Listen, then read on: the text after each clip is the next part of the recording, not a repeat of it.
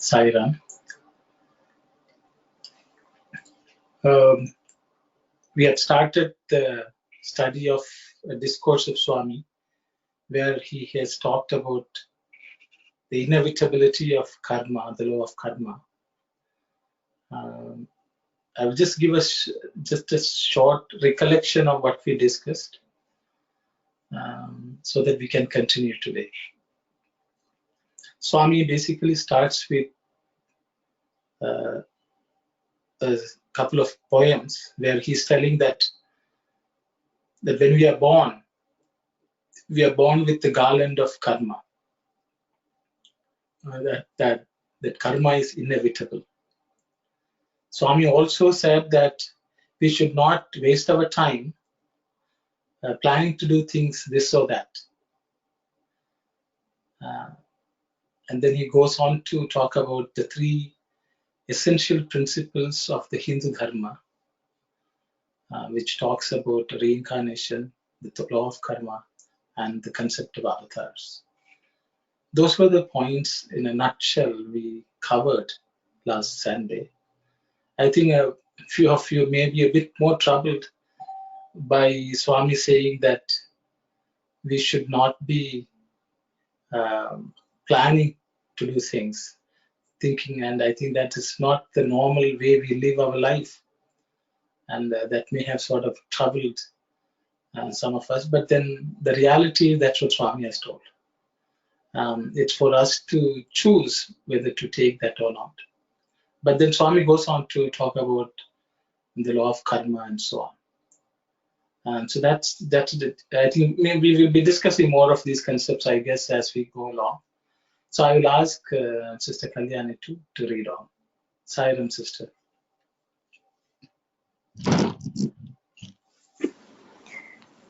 For the avatar of Rama, there are several reasons. When the war between the Devas and Rakshasas the Rakshasas sought refuge from the wife of Maharishi Bhrigu. Then she was of some help to the Rakshasas. Because she willingly helped them to some extent, the Rakshasas were saved. When Narayana came to know of this situation, Narayana went to the wife of the Maharishi in anger and killed her by cutting her head off. Then Bhrigu was suffering because of separation from his wife, who was killed. Bhrigu cursed Narayana that he should be born as a human being and suffer separation from his wife in that birth. The significant inner meaning of this situation is that every action will have a reaction and a reflection. Even though he is Narayana, the all-powerful God, results of his own karma will inevitably follow when he comes in human form. This is, of course, to illustrate this truth to all humanity. Thank you, Sister Kalyani. I guess I think people may be wondering what is this story. Some of you may know the story, but I guess for everyone's sake, I will recount a short version of the story. If anyone else has a version, you can always share. It so happened, so Sage Bhrigu, who is considered one of the Sapta Rishis, the 7 Rishis, who are called Brahma Rishis, was a son of Lord Brahma in our mythology. And he had a wife called Kavya Mata. And Kavya Mata and Bhrigu begot a son called Shukra or Shukracharya, who became the guru of the Asuras. At one point in time, there was a fight which was going on between the Rakshasas and the Devas, and the Rakshasas were losing. So what Shukra did, their preceptor Shukra did was, he went to apparently Kailash to do a penance and pray to Lord Shiva to get some boons on behalf of the Asuras.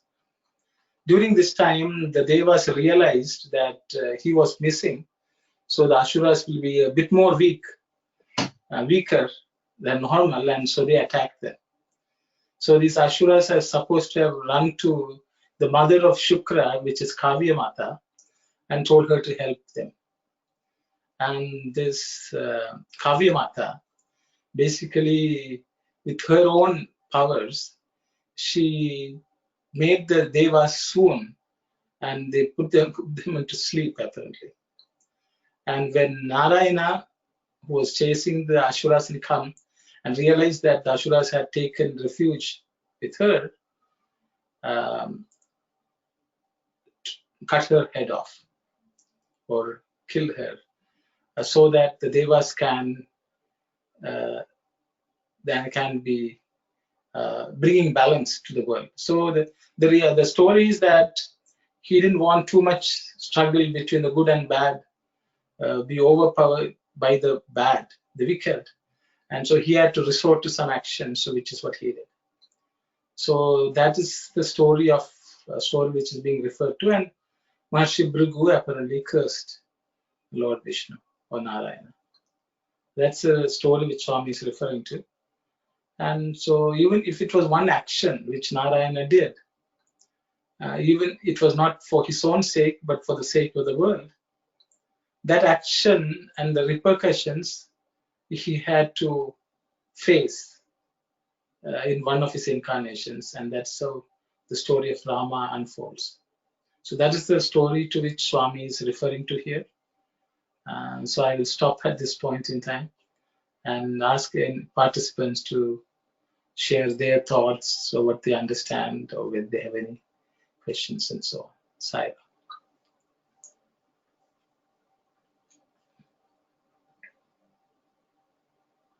I kind of have a general question just about Devas and Asuras. I know the Asuras are meant to be sort of evil, but for example, like Prahlada was an Asura, and Indra, who's a Deva, like in all the stories sort of that I've heard, he seems to be sometimes a little bit petty, or can come across that way, and not necessarily like noble or anything. So I guess I'm just wondering about that. No, can you repeat the question, sister? I don't think I got it properly. I didn't understand. Like in general, in I guess the Hindu stories, the Devas are meant to be, I guess, good, and the Asuras are meant to be bad. But I guess that's not always the case. Is that right? Like, because I guess Prahlada was an Asura. Is that correct? And for example, Lord Indra, who is a Deva, like I guess in all the stories, he seems to come across as a little bit like petty or not very noble, or doesn't have, I don't know, it just seems like he always gets jealous, or he's trying to, you know, throw other people off the path of spiritual enlightenment and that kind of thing. Okay. I don't know whether anyone else would like to share your thoughts, please, before I venture. Yeah, Asuras. My name is Ravi from Victoria Park. And, yes. The Asuras is not always bad, and the Asura Guru is the Shukracharya. And to add to this story, that you should see that Asura Gurus, the broad mindness, and what the Shukracharya got the boon from Shiva was he can get life to a dead body. So that is the boon he got. And once he got the boon, and all the Asuras died in the war, and they came back. And because he as the only person in this entire universe had that power. Even the Lord Shiva did not have that power. And so by knowing that the Deva Guru is the Pragaspati, and he did not have this boon.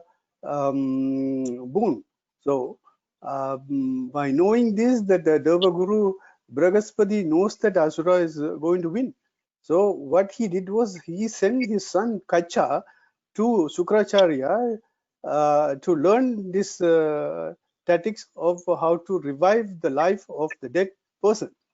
But the broad-minded of the Shukracharya, the Asura Guru, was kind enough to teach the Bragaspati's son, Kacha. So what a broad-minded person who will teach the Deva Guru's son, this kind of a thing. So it's not necessarily that all the Asuras are bad. Okay, thank you, brothers. Thank you. So it's a slight it's a discussion about how I think the brother's point was that Asuras don't necessarily naturally can be considered bad people, nor are the Devas. I think that was Sister Kalyani's point. So the reality is, in everyone there is good and bad. Devendra also had his negative sides. Asuras also had the positive sides. I think the both of them exist in this world to have some sort of balance. It's like that light and day, day and night, and that's the way the world is created. But actually, Swami's thing is we have to transcend. We have to go beyond that duality, which both can be a problematic, because even devas, even if they have got a lot of good deeds, there may be some negative traits in them. But it is actually when the Rakshasas and the Asuras and Devas are put one against the other, the Devas predominantly had more sattvic qualities than the Rakshasas, who had more Rajasic and Tamasic qualities. But even the Devas are not free from any of those Rajasic or Tamasic qualities. And it afflicts everyone. And I think that's the point, Sister Kalyani. But it's like, even if you take human beings today, even the worst of criminals can have certain good qualities. And the best of people also can have some negative qualities. So I think that's so these stories and the Purana stories are a depiction of human beings who are, some of them are predominantly good, some of them are predominantly bad. It is just that the predominantly bad have their own ways of evolving. So I think those are points which I thought I would make. Anyone else would like to comment? Please go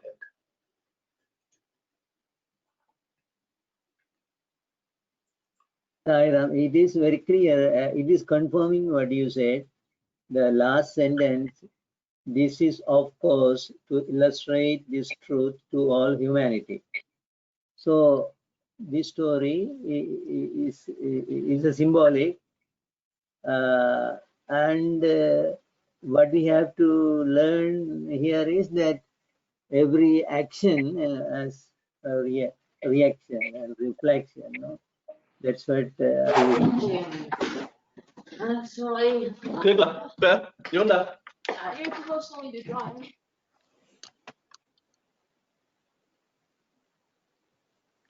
have done my part. Okay. Yes, please go ahead, brother. Yeah, I did. Okay, thank you very much. Thank you. Anyone else would like to say something, please?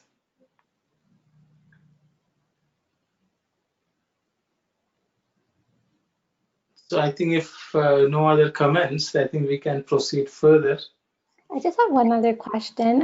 Yes, like in this example, I guess the example that Swami is giving, so because Lord Narayana caused Sage Brigu to suffer from separation from his wife, he was then born in a situation where he had to suffer separation from his wife. But I never thought that karma was eye for an eye in that sense. Like if you do this, that exact same thing would come back to you. I don't know whether anyone has any thoughts, please, on this. so Sister Kalyani, that I understand the karma theory is very complex, which is true.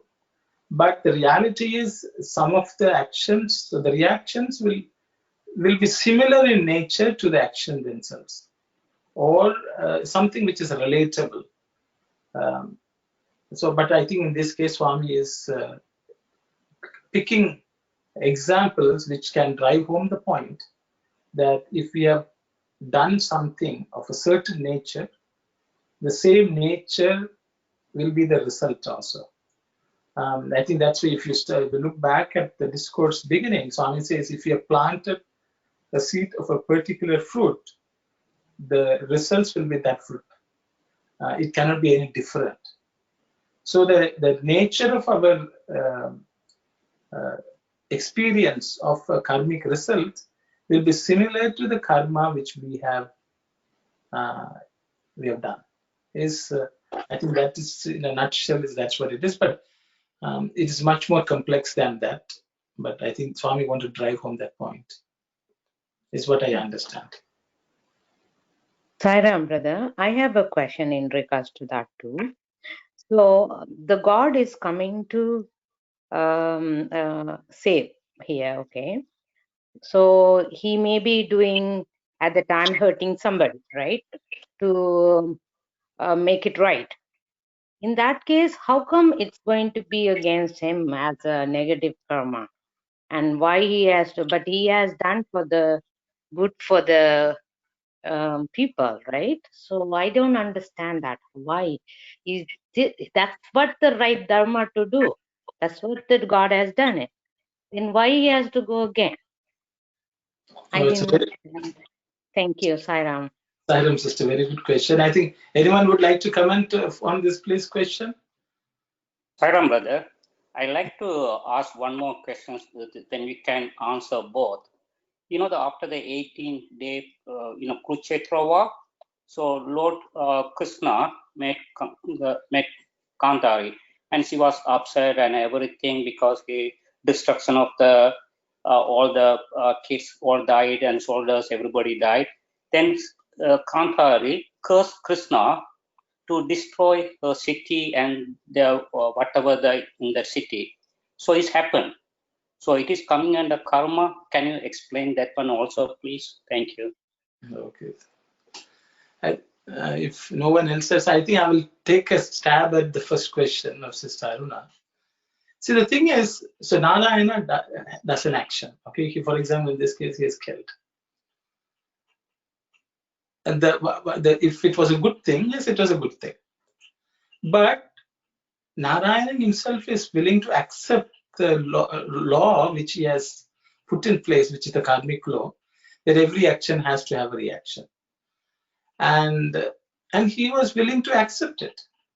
If that is the result of a certain action, even if I have done it for a good purpose, I should be willing to accept the results therefrom. So Rama, even though he suffered, if as a layman would say, as a commoner would say, he suffered. Rama would say it was something meant to be, so I will accept it. Even if it's painful, I will accept it. Because that is the ultimate sacrifice. I'm willing to suffer on account of doing something good to somebody. Isn't that sacrifice? There are many people who have sacrificed their own bodies or limbs to do something good for the world. And I think that's what Rama is demonstrating. Because sometimes we do good things so that no harm will come to us. Whereas Rama is demonstrating here, even if harm comes to you, you should not be worried about it. You should only be focused on doing good. So I think, so he's setting an example for a common man, saying, just because you did a good thing, that doesn't mean good things have to happen to you. If what you've done requires a certain kind of reaction, you should be willing to accept it. So I think, see, Rama is not considering it as a punishment, whereas a normal human being will think it is punishment. I think in his case, he is just demonstrating that even if you're doing a good action, if there's something which negative has to come, you willingly accept it. And even when you accept that thing, again you may do something good. But that is the nature of this world. Swami is just talking, it's not punishment or reward. It's the law of karma is something inevitable. And that's the way the world is created. I think that's what he wanted to demonstrate. And to go to Brother Dasan's question, is it karma? Is it karma? I think it is karma. But Krishna, again, if that is what meant to be, that's meant to be. If Gandhari cursed, then it is meant to be, and I think it happened. So I think every action, when you say karma, every action has a reaction which cannot be avoided in this world once we have taken a body. But I think all of us want somehow the karma to go away, which is basically going against the natural law which God has established. I think Swami is telling these things because all of us, when there is some form of suffering, we want to somehow get rid of it. Swami would say, your effort should be not in getting rid of the karma, to be able to rise above the effects of karma, not be affected by what goes on. I think that's what Swami is trying to teach us. I don't know. I will leave it. I'll stop here. I will let anyone else who want to comment or share your thoughts. Please go ahead. Thank you. Sairam, Brother Aruna, in regard to Sister Aruna's question, what you said is absolutely correct. I am not denying that, because but in one view can we take like this: whether it is good act or bad act, it will have a result. So the people who do all punyas, all meritorious deeds, they get a reward of heaven. No? So the Bhagavad Gita mainly teaching that any act done without expecting the fruit thereof is the way to liberation. So, let us forget about that Deva Pridiyartham. Okay. Now I am just saying that. So whether it is this, even Baba has said no, that if the bad act is what is called shackle made of iron, and the good act is a shackle made of gold. So the both have to be, both will have their own result. If the action is to expect the result thereof. So a person who is wise and who want to liberate himself from this cycle of birth and death has to perform action without expecting the fruit thereof. Only the aim is liberation. Is it okay to view like that or not?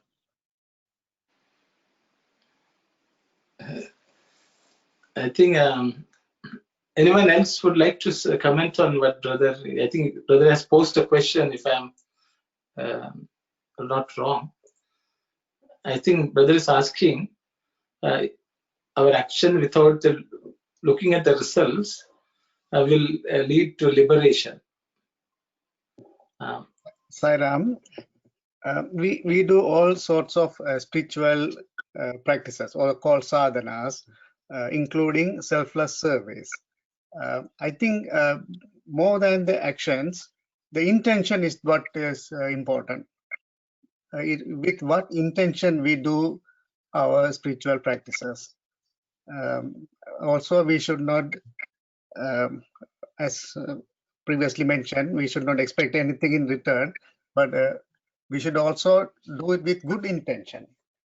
I thought I should mention this. Thank you, Sairam. Sairam, brother. Sai Ram, in this one, in particularly when I look at the Narayana went to the wife of the Maharishi in Anka and killed her by cutting her head off. When I look at this one, even Narayana is a god himself, and two things to me, I cannot accept that one. First of all, he got in anger, and because of his anger, he cut her Maharishi's wife's head. So even if it is a goat, this is intentionally done. That is, I think, very important point. He knows this is not right or this is not the dharmic way, but still, because of his anger, he chopped her head off. So that is really a very wrong way, and maybe because of that one, because if the intention, maybe if it is good, and the maybe in this one, maybe if Narayana, God Narayana, he is not an ordinary person. He knows what's the before, after, the current and everything. Even though he can realize all the three, kalas, but still he made a big mistake. That's why that came in his action, it made a big reaction and the reflection. If someone, unintentionally, without knowing, if they have done that one, maybe, the karma or the reflection and reaction, it could be little harmless, or maybe the little low of karma. But this one intentionally, maybe the God Narayana did it. That's why I believe even in the Rama's avadara, he would have, forced to do all those, the actions and the reactional, the karma. He needs to suffer and experience what he has done in the past. That's what I got it from this one. If you have done something unintentionally, Brother Surya Kumar also indicated that. I also, in my mind, I thought that if something unintentional, without knowing, maybe that karma reaction, it would be little lower than the other one. But this one is really purposefully, intentionally, harmfully did that one. That's why Swami indicate that if you have done something, that you will get every reaction. Even in the scientific physics, we have every action has the reaction and the reflection. Thank you, Saira. Thank you, sister. Thank you. Anyone else would like to share anything, please? That it is inevitable that each action have a reaction and reflection.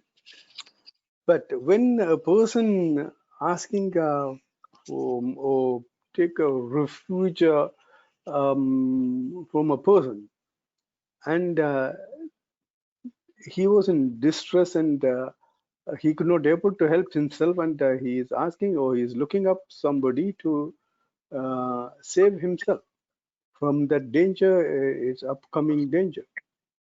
And the Birhu's wife did the right thing to give refuge, and for whether that person is Rakshasa or Deva. So it is it make a difference for a person who give refuge or who safeguard others. So, and the Narayana got angry because oh, she's not from my side. So when you save somebody or when you help somebody, if Canada is not taking refugees, and we won't be here in this country. So that's what the Canada is different from other countries. So that and what Biruhu's wife did was a correct thing, that to give a safe haven for some, whether he is Rakshasa or Deva, and she would have done to the Devas too if they are in distress. So we should look at that what her intention is. So her intention was good, to help somebody, and so that action in the part of Narayana, that he have to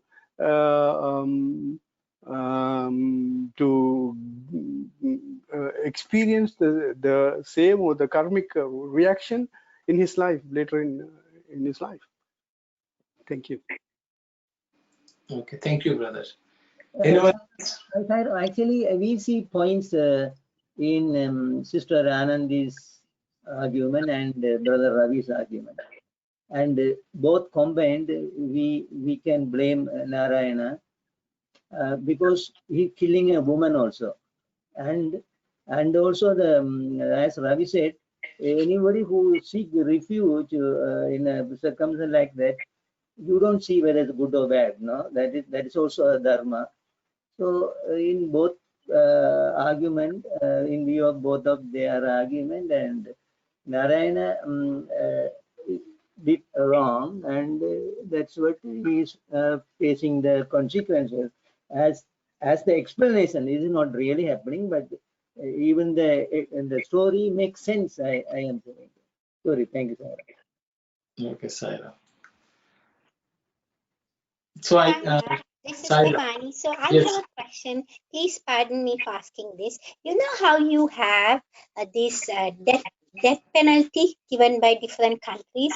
So somebody, it's their job to pull that rope, or press the electric chair or something like that.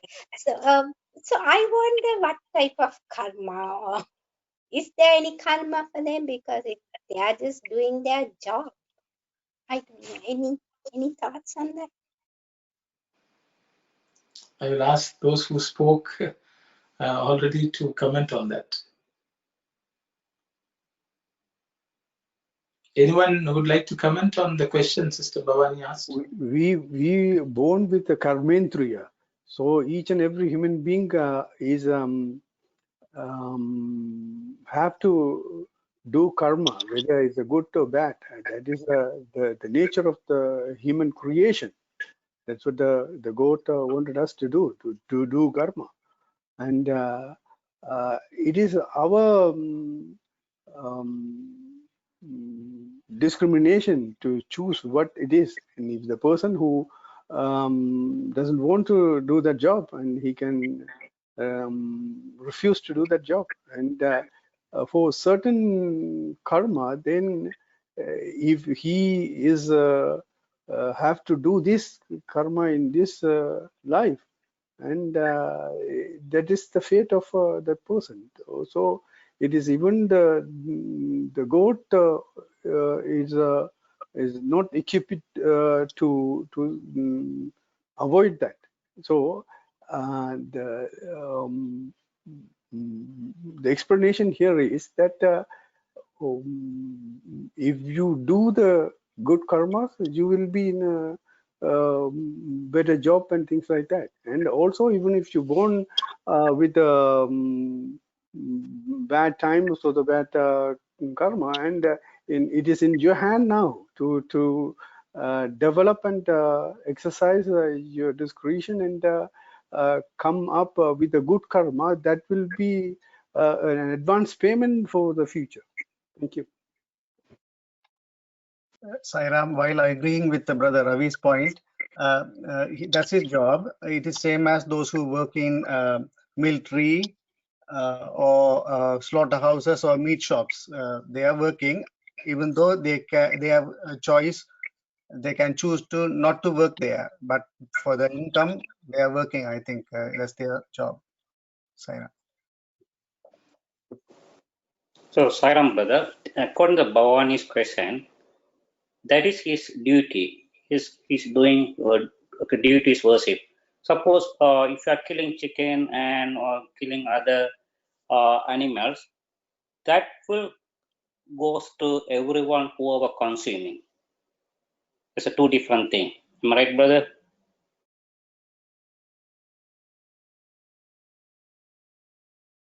Okay, brother, you finished talking or you just got okay, suppose if you are eating the meat, whoever you're cutting the animals and giving the whoever consume the product, everybody will get the bad karma. But in this case, whoever, the death sentence time, he's doing his duty. So that is not going to be affected him, I think so. Thank you, brother. Okay, thank you very much, brother. Sorry, but the thing is, sorry. Okay, go. Sorry about that. So basically, but wouldn't it? But wasn't? But I get. But my question here is that how? Because the thing is like, but continue from where. So I have the question I had was, because here Brahma's curse unfortunately affected Lord Narayana after what he did. Like I guess Brahma's curse unfortunately affected Lord Narayana, and that's why Lord Narayana ended up having to suffer the result of his actions in his avatar as Rama, I guess. Okay, Sister Ampiya. Yes, Sairam. So I think the asked question, we studied before, like the butcher, they cut the meat. They have only choice. He has to look after his family for the income. He doesn't have any other job to do. Then when he does, that is not going to affect his karma. We studied before that. But whoever even cooking that meat or thing, whoever eat also will get the karma. Some people doesn't eat, but they cook for the other people. We studied, I think, before. We will also affect with the karma. And also, I have one note here. I would like to read here. That when we do more bad karma, like less good karma, the next birth will be the less than the human form, like example, like animals. When we do the more good karma, less bad karma, the next birth, the human form, but maybe the different circumstances. More good, when we do all good karma, then the next birth is like a heaven. Even no karma, so no good karma or no bad karma, it's a zero karma, then we will merge with God. I think even we do good karma also is going to affect, we are going to rebirth like that. Sairam. Thank you very much, sister. Anyone else would like to share your thoughts, please? So if no one, maybe I will just say a few words, just share some thoughts. I will just go to first Sister Bhavani's question. Sister, everyone has the, I think when you asked that question, I was reminded of a story of Valmiki. Valmiki was Prayechatas, his original name was. He was Prachetas. He was a robber, and he was killing people so that he can look after his family and robbing them. And that's when Narada is supposed to have come and told him, what are you doing?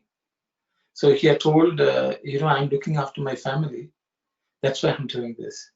Then he asked, why can't you do anything else? He said, I don't know anything else. And this is the only way, this is my livelihood. Then Narada says, okay, you're incurring karma. So do you want to go and ask your family members whether they will share your karma? So Valmiki is supposed to be going home and asking his wife and children whether they will be sharing. They're sharing the bounty and the money which he makes, but will they share his karma? And all of them apparently refuse, saying it is your job to provide us food. How you do is your problem. So he gave up his job as a robber, highway robber, and became a great Rama devotee. So I think that story illustrates that even if we think we are doing something, we have to share some part of our karma because of our choice of that job itself or that work. I think that can never go away. Because the reality is, if we are indulging in an action, the results have to be born. That's what Swami is saying. That means I don't know whether it's good or bad, but that is the way law of karma works. Will he take on the entire karma? Maybe not. As Swami says, when some bad thing is committed, the people who commit are wrong. People who enjoy the results of that crime are wrong. The people who watched on the sidelines and didn't do anything about, they are also wrong. Everyone is committing some karma. So I think all of us have to face the karma. But coming back to this question, what you all discussed, what Narayana did was right or wrong. And the last sentence in this paragraph basically tells what it is. This is, of course, to illustrate this truth to all humanity. So what Swami is telling is, Lord Narayana does certain things so that the truth about the truth about how karma works is demonstrated to the entire world. So for that sake, Rama will indulge in an action. It's just like a teacher demonstrating a principle. So in this case, Rama or Narayana is illustrating the principle of karma, because for a person who does not know, they need to know what it is. So Narayana has created the situation and brought it upon himself also, because he knows what the laws are. And then as Rama, he sort of experienced that to demonstrate to the world what is karma, what are the results, how do you face it, how do you overcome the results of karma. I think that is the whole purpose of Avatar itself. And on this point, I think Brother Sitaram had put a comment on the chat box about Swami's paralysis in 1960. In 1963, one side of Swami's body was supposed to have been paralyzed for a few days. And after that, at the end of it, it was Guru Purnima of 1963, then Swami recovered from that. And then the famous discourse of Swami, where he declared that he was the embodiment of Shiva and Shakti. And he goes on to say that was as a result of sage Bharadwaja, who basically came to Kailash to seek some audience with Shiva, but had to be waiting in the cold because they were busy with, I think, a dance or something of that sort. And even though Parvati is supposed to have seen Sage Bharadwaja, she did not do anything about it. Because of that, the left side of Swami was paralyzed for a few days, just the way Bharadwaja had fallen down and was sort of paralyzed for a few days. So as you can see, Swami in his own life also has demonstrated the effect of karma. So I think what we have to learn is, if there are bad things done, bad will be the results. But whatever the results, we also should be able to accept them. And when we are faced with those circumstances, how do we live demonstrates whether we are able to overcome the impact of karma and evolve ourselves. So to demonstrate this, to illustrate this, the story of Narayana was enacted by Narayana and Rama, and that's what Swami is saying here. That's what I could understand. I hope some of the questions which were asked are to some extent answered. If anyone else has any thoughts, please share.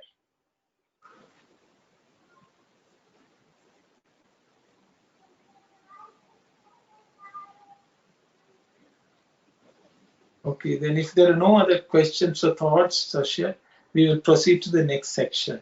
Sister Kalyani, please. However, because of Maya, instead of drawing this sacred lesson from this incident, we question the divinity of the Lord and are not able to firmly believe that the human form is that of Narayana himself. In the forest, when Rama, Sita, and Lakshmana were walking, If we examine closely, we find that they are going forward in a single line, one behind the other. We can take our 3 fingers as the 3 members of the party. The first, the forefinger, represents Ramachandra. As Rama is moving forward, behind him is walking Sita. Behind Sita is Lakshmana. Here Rama is the Paramatma, Sita represents Maya, and Lakshmana is typical of the Jiva. You can read the next paragraph also, sister.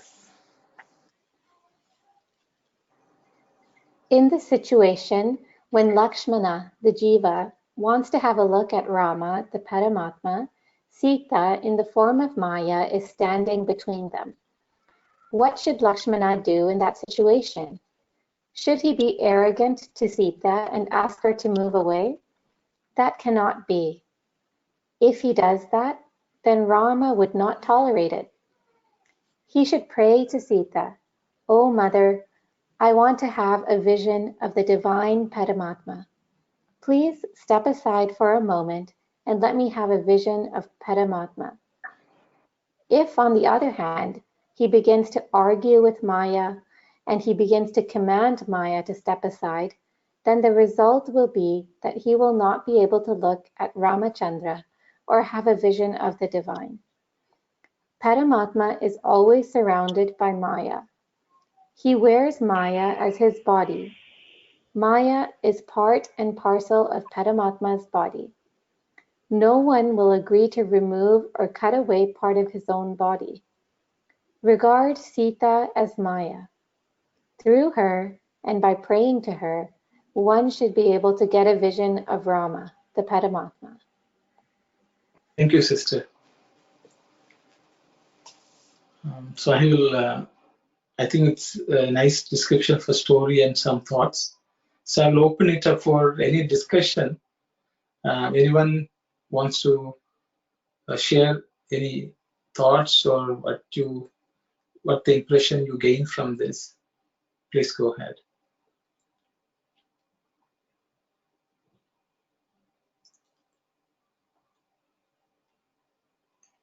Ram, here Maya is ignorance or illusion, right? We have to get rid of that ignorance by becoming jnana, God's knowledge, which is wisdom.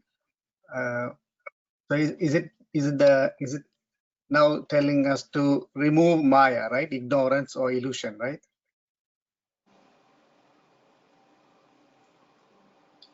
Yes, brother. Okay. Thank you.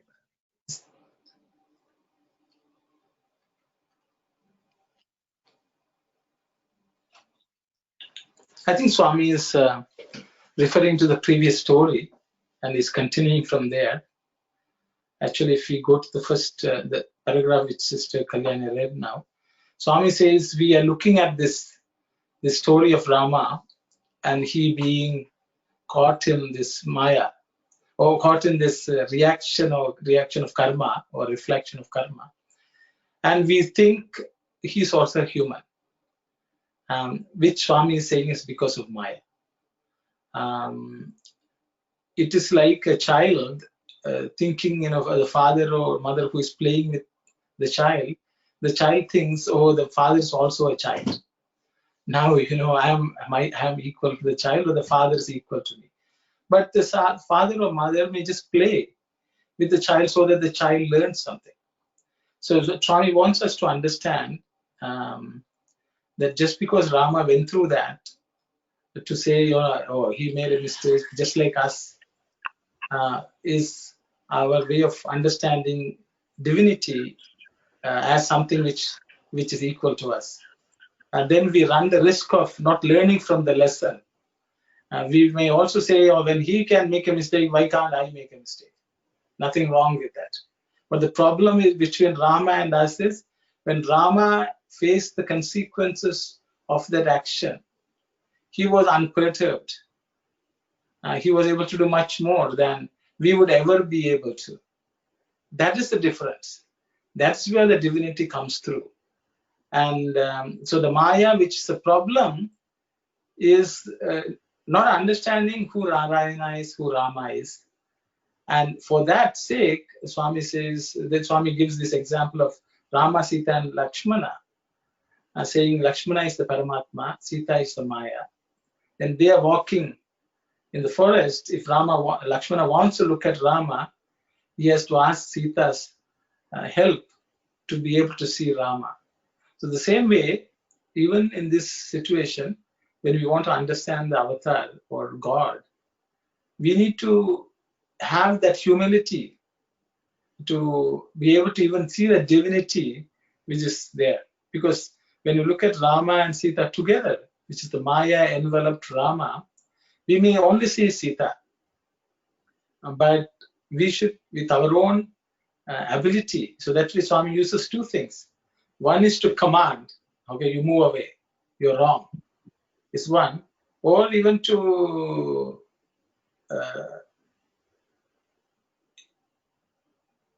he says, but if you begin to argue with Rama, we should not be arrogant, first of all. That's the first thing he said. If we are arrogant and ask her to move away, Rama will not be happy. And if we start an argument with Maya, that also will not be good.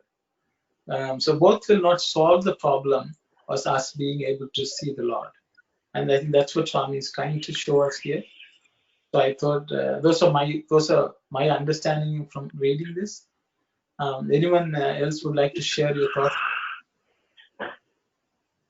Sairam, by praying to Maya or Sita, what is meant by that here? Actually, in Sai Baba's case, we are directly praying to him. So why that here Sita is brought and depicted as Maya, and we have to pray to Maya to reveal, to get the vision of God. Yes. So please try to dwell on that and say what is in our life, what is the Maya that we have, to whom we have to pray to get the God darshan. Okay, thank you. Anyone would like to share? Sairam, Yes. Sairam, in addition to Brother Sivadas, the question or point, I also thought in myself, if Jiva cannot see the Paramatma without the help of Maya, and we also understand that Maya is the illusion or ignorance, then it's little trouble to understand me why we should be praying to Maya to get the vision of the Paramatma. I know this in another concept, they say the Maya and the Paramatma it's like a side by side. If you see Maya, you cannot see the Paramatma. If you see the Paramatma, then you wouldn't see the Maya, kind of. But in order to get the vision of the Paramatma, if we should pray Maya, then also here they say we have to get the help of the Maya to see the Paramatma. So if the Maya is the illusion or ignorance, I have a little question in my mind that why we should be praying to the Maya to get the Paramatma if it is really meant by the ignorance or illusion. Thank you, Sairam. Thank you, sir. Sairam, sorry. Sairam, sister. On one hand, they say in the story about the avatars that Sita Devi was also like incarnation of Lakshmi Devi. So Narayana Lakshmi, and she was an incarnation of goddess Lakshmi herself. So to depict her in the form of Maya, which is not only not her role or importance as the goddess, but also almost like a diversion, is confusing.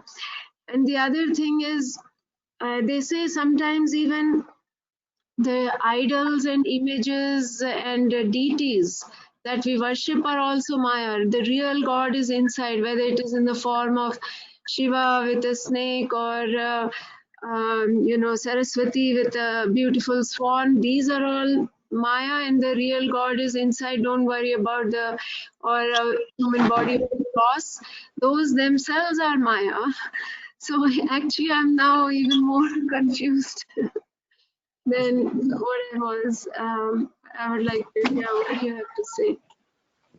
Silent sister. Actually, we have partially answered the question itself, even though you're posing it as a question. That's what I understand. So the Maya is, so we should, I think I will jump in. If others want to say, please come in.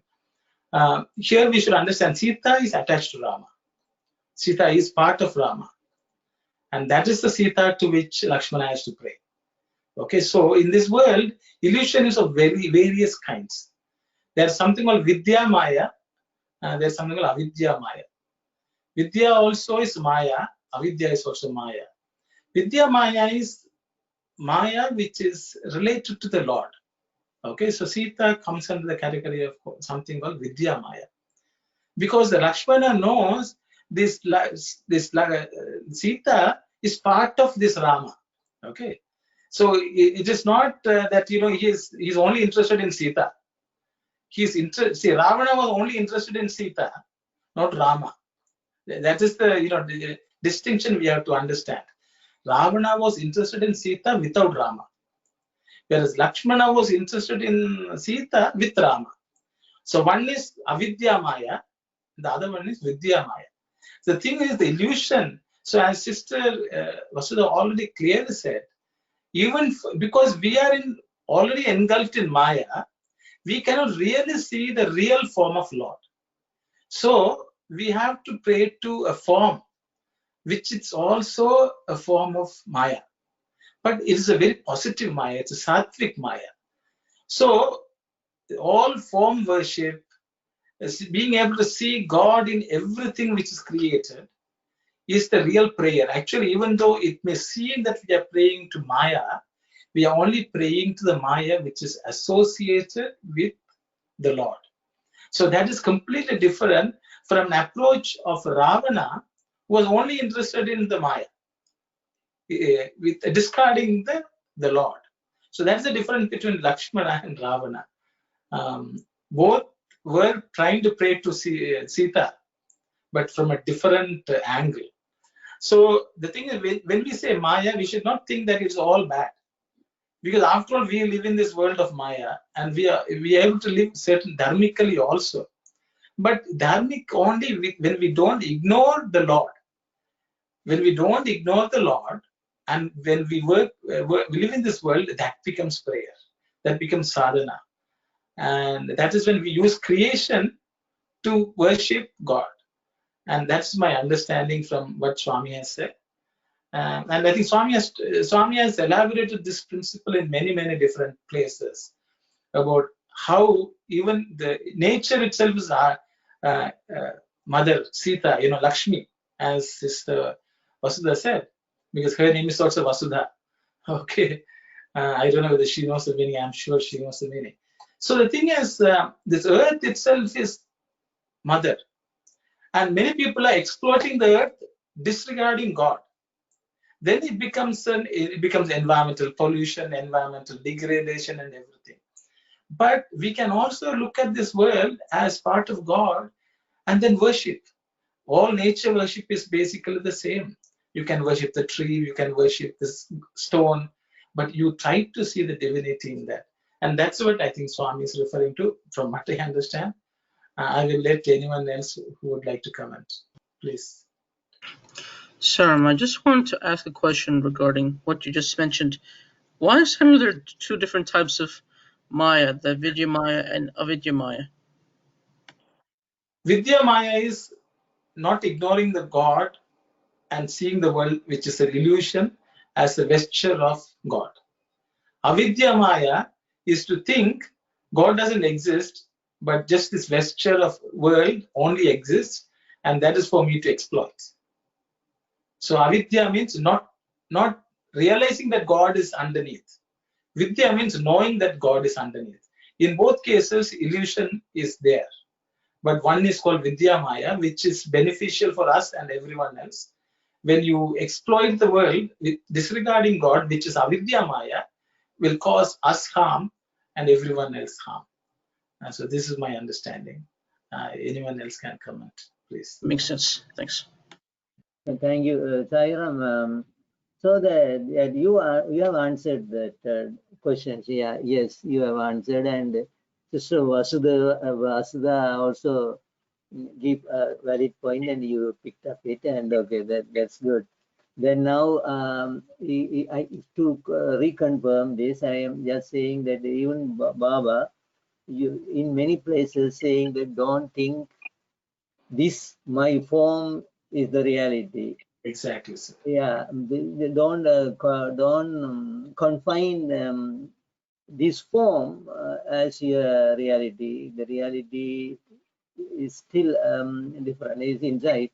The real God is not that. I am not confined to this 5 feet 6 inches or 3 inches. Yeah. So in many places, as Baba has mentioned it. So the vesture, the body of Baba and his activities are Maya, that we must see through that and get at the reality, and that so everything matches now. Thank you, Sairam. Sairam, brother, Sairam. Very nicely put. Very nicely. Sairam, if that is the case, maybe why Swami didn't mention that Vidya Maya? In all over here, he just mentioned, Swami mentioned that Maya. Maybe this is the first time I am hearing the Vidya Maya and the Avidya Maya. Normally, when we say Maya, always our general interpretation or understanding, it would be like illusion or ignorance. Maybe in this place, maybe maybe the text, if it says he wears maybe Vidya Maya, then it would have been much more clearer. Maybe that's my humble opinion on this one. If it is he wears the Vidya Maya, then it is very clear. All about it's like a positive Maya kind of. But that's my humble opinion. Thank you, Saira. Thank you very much, sister. I think it's a very valid point you are making. The reality is there are so many spiritual concepts, Swami can't teach everything in one discourse. I think that's why in one of the 9-point code of conduct is regular study of Sahih literature. So if you take Sandhya Nivarani, or any Sandhya Nivarani, Swami is dealing with Avidya Maya and Vidya Maya. I think because we are studying that, I think we'll come across that. And there are many other discourses where Swami has talked about this. So I think, because by just reading one discourse, we are not going to learn everything which Swami has to say. But I think Swami opens up concepts for us, so which makes us more curious to study further, question. And that's, I think, our way of learning all these concepts. Actually, I'm the one who is guilty because I introduced those concepts because people asked. Because I think there seemed to be a view that Maya is bad. Because of that, I introduced this concept. But I think it gives us another topic for us to explore and discuss what is Maya, how is it related to karma, and all that. So I don't want to dwell too much into those topics at this point in time. I just mentioned it because there was a tendency to feel that Maya is bad and how can we pray to Maya. So because of that, I clarified that Maya can be good also. Just the way this world also can be good. But it all depends how we use it. But you are right. Swami could have mentioned, but if Swami starts illustrating every single point here, I think the discourse will run for days. So that's my understanding. But he gives us enough to kindle our interest to study further. I hope I. Sairam, I think here the word says praying to her, through her, and by praying to her, then the way you say the The Vidya Maya is good point. Otherwise, we could confuse. Yeah, so he's praying to her. No, that is the good thing. No, positive. Yeah. Sairam, sister. Just to clarify, it's not that there are two different types of Maya. Is that correct? Is it just our how we view Maya? Exactly, sister. Exactly. Because Maya is one. It is what we perceive. Yes. The Maya is actually by itself Maya, but our perception may be based on our knowledge, our lack of knowledge, or our ignorance. That resides in us, actually. Yes, you're right. That may be a reason Swami has not distinguished it. But relative to us, our perception that Maya can be Vidya Maya or Avidya Maya. Yes. Thank you for that clarification. If no other comments, maybe we'll continue. Here that the Maya is attached to the Parabrahma, and whether we like it or not, that Jivatma is always constant communication with Paramatma. That we know for sure. But what it is separating us from Jivatma to Paramatma is the Maya. And in this case, the Vidya Maya is attached to the Paramatma. And the Maya which attached to the Jivatma, that's also taken into consideration. When we get rid of the Maya which attached to the Jivatma, that prevent us to communicate with the Paramatma. And we all know that when we go deep into the subjectivity of our mind, the objective world will disappear. So do with the Maya attached to the Jivatma. This is my understanding of the connection between the Jivatma, Paramatma, and the Maya. Thank you. Thank you very much, brother. Thank you. Sister Kalyani, I think you can read on.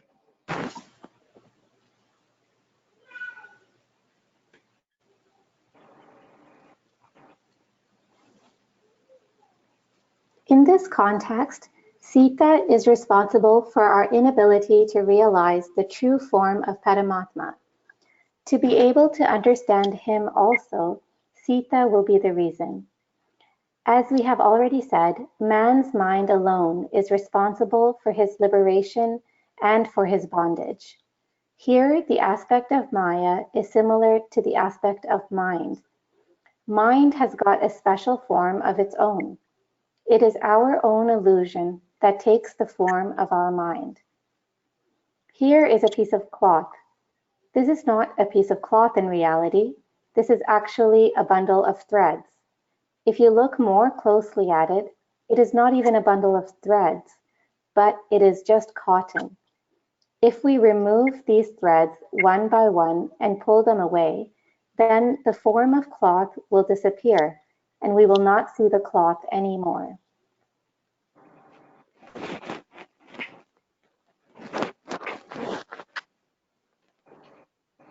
Thank you, sister. Anyone would like to say something, please?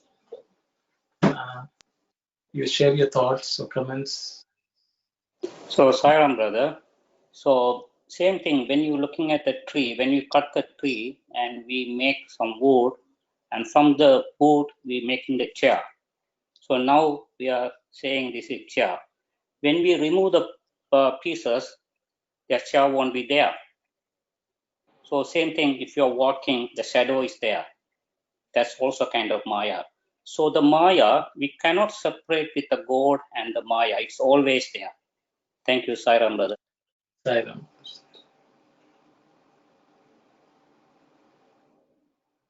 Sairam. So this amounts to say that the mind has to be removed to see the vision of God, or the Jivatma, so-called Jivatma, through his spiritual sadhana, if he gets rid of the mind, then he is liberated, or he sees the real darshan, the final goal is reached. So it is the mind that prevents us from seeing the inner reality of ours, which is God Himself. So the mind is, so when we manage to remove the mind, then we are good with our aim. So we reach our aim. Thank you, sir. Thank you, Sai. Anyone else would like to share, please? Sir, so I remember the second part of this slide about the example of cloth, threads, and cotton, because I remember 2007 when Swami gave the discourse during the Third World Youth Conference. Swami mentioned this example again, and then he goes on to mention about that we're not one person but three. The one we think, the one you think you are, the one others think you are, the one we really are. So I remember this example arisen, and then Swami goes on to teach all of us, especially those in Cyclone Hall that day in 2007, like how, because mentioning that we're not one person but three. Thank you, Srivala. Anyone else would like to share something, please?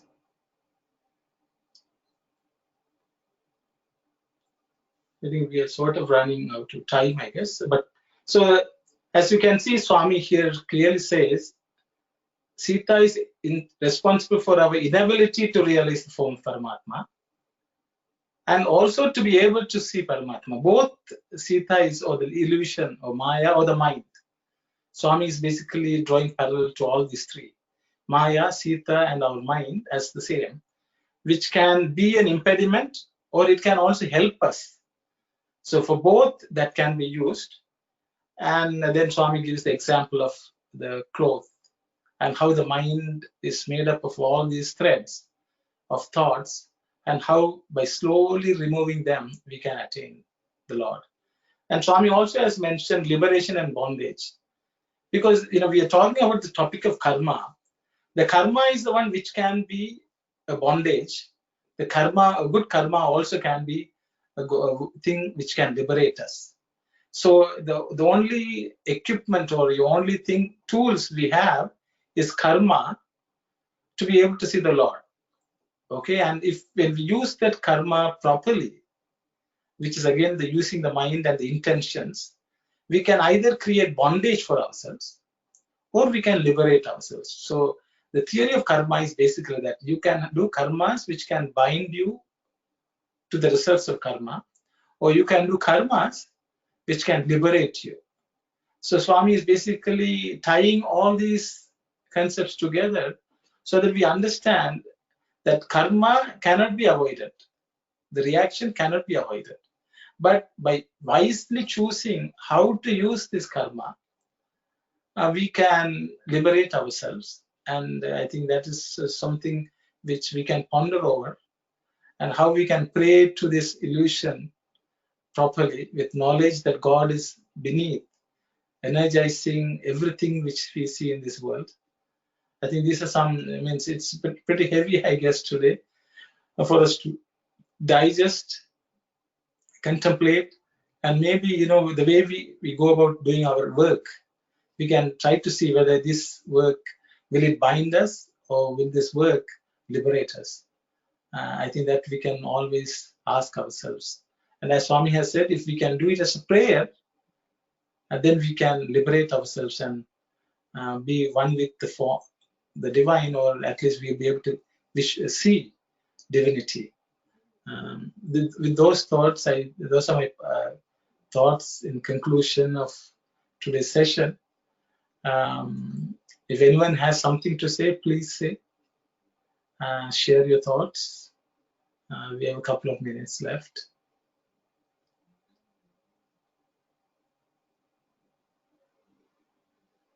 So if there are no thoughts, I think we will close the session today with Samastaloka and Shanti. Sai Ram. Om Samastaloka Sukhino Bhavantu. Samastaloka Sukhino Bhavantu. Samastaloka Sukhino Bhavantu. Om Shanti Shanti Shanti.